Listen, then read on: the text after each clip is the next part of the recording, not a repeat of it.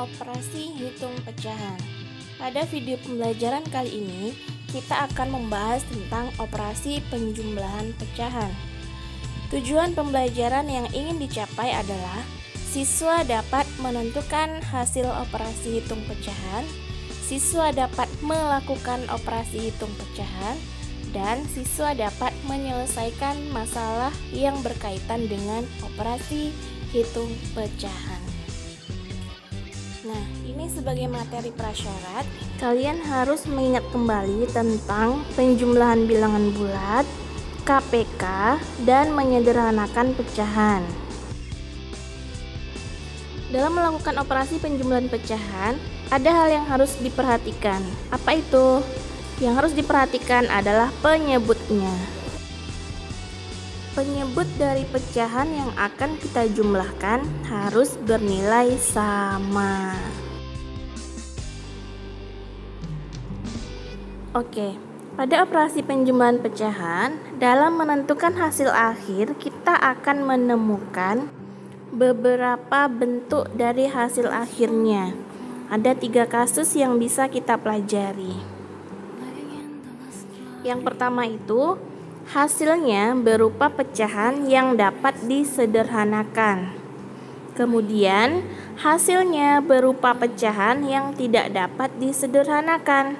Dan hasilnya berupa pecahan yang bisa diubah menjadi pecahan campuran. Mari kita lihat kasus 1. 1/8 ditambah 3/8. Nah, kedua penyebutnya sudah sama, jadi bisa langsung kita jumlahkan. 1/8 ditambah 3/8 sama dengan 1 ditambah 3/8. Hasilnya adalah 4/8. Sekarang kita perhatikan, ternyata 4/8 itu mempunyai faktor pembagi yang sama, yaitu 2. Sehingga 4 dibagi 2, 8 dibagi 2, hasilnya menjadi 2/4. Nah, 2/4 juga mempunyai faktor pembagi yang sama, yaitu 2. Sehingga disederhanakan menjadi 1/2.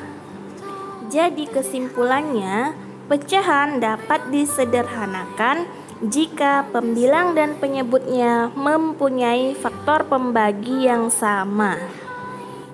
Berikutnya, 2/9 ditambah 3/9. Penyebut kedua pecahan tersebut sudah sama, yaitu sama-sama 9. Jadi, 2/9 ditambah 3/9 sama dengan 2 ditambah 3/9, yaitu 5/9. Nah, apakah 5/9 bisa disederhanakan? Tidak, karena 5 dan 9 tidak mempunyai faktor pembagi yang sama, sehingga 5/9 tidak bisa disederhanakan lagi. Oke, sekarang kita lihat kasus berikutnya, yaitu hasil penjumlahannya bisa kita ubah menjadi pecahan campuran. Contohnya adalah 6/8 ditambah 5/8. Kita lihat bahwa penyebutnya sudah sama, sama-sama 8. Jadi kita jumlahkan. 6/8 ditambah 5/8 sama dengan 6 ditambah 5/8. Hasilnya adalah 11/8. Selanjutnya, 11/8, kita lihat bahwa 11 lebih besar dari 8, sehingga bisa diubah menjadi pecahan campuran, yaitu 1/3/8. Nah, jadi pecahan bisa diubah menjadi pecahan campuran jika pembilang lebih dari penyebut. 11 lebih besar dari 8, sehingga bisa diubah menjadi pecahan campuran. Caranya, 11 dibagi 8 hasilnya 1 dan memiliki sisa 3, menjadi 1/3/8. Nah, itu tadi operasi penjumlahan yang penyebutnya sama. Sekarang kita akan mempelajari operasi penjumlahan pecahan yang penyebutnya berbeda. Pada dasarnya, cara menjumlahkannya itu adalah sama. Yang menjadi perbedaan hanya pada penyebut. Langkah pertama yang harus kita lakukan adalah membuat bagaimana supaya penyebutnya menjadi sama. Mari perhatikan contohnya. Nah, tentukan hasil penjumlahan berikut dalam bentuk yang paling sederhana. 2/15 ditambah 1/6. Kita lihat bahwa penyebut kedua pecahan itu berbeda, yaitu 15 dan 6. Nah, bagaimana caranya supaya penyebutnya menjadi sama? Di sini kita menentukan KPK dari 15 dan 6. KPK dari 15 dan 6 adalah 30. Sekarang kita lihat cara melakukan penjumlahannya.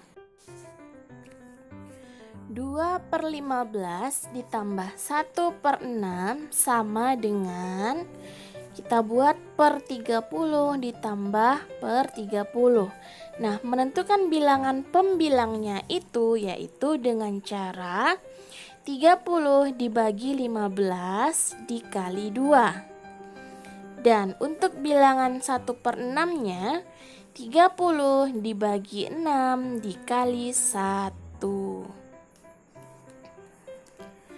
Dari baris pertama tersebut diperoleh bahwa 30 dibagi 15 hasilnya adalah 2.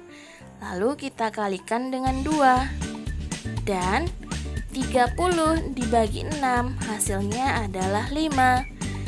Kita kalikan hasilnya dengan 1. Sehingga menjadi 2 dikali 2 adalah 4/30. Dan 5 dikali 1 adalah 5/30. Nah, sekarang penyebutnya sudah sama kan? 4/30 ditambah 5/30.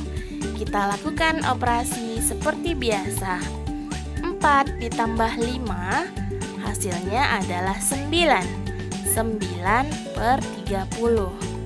Sekarang untuk mendapatkan hasil yang paling sederhana, kita lihat bahwa 9 dan 30 memiliki faktor pembagi yang sama. Iya, faktor pembaginya adalah 3. 9 dibagi 3, 30 dibagi 3.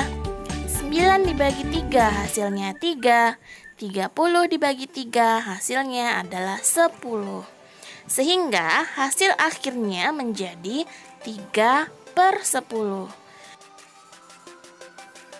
Oke, untuk melatih kemampuan pemahaman kalian, boleh dikerjakan latihan 1 di buku Matematika Erlangga halaman 6, nomor 1, 2, 5, dan 14. Demikian video pembelajaran kali ini. Selamat belajar. Assalamualaikum warahmatullahi wabarakatuh.